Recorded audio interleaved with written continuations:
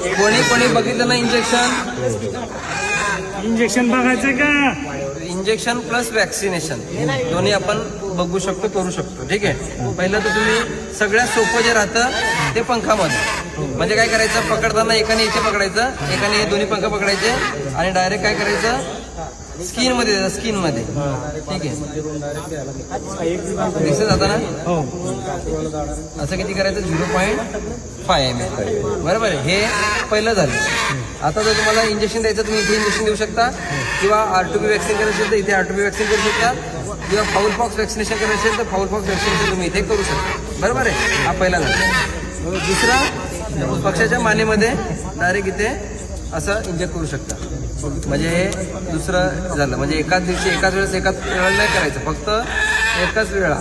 ठीक आहे. इकडे करा, इकडे करा, किंवा तिसरं जे आहे ते काय आहे,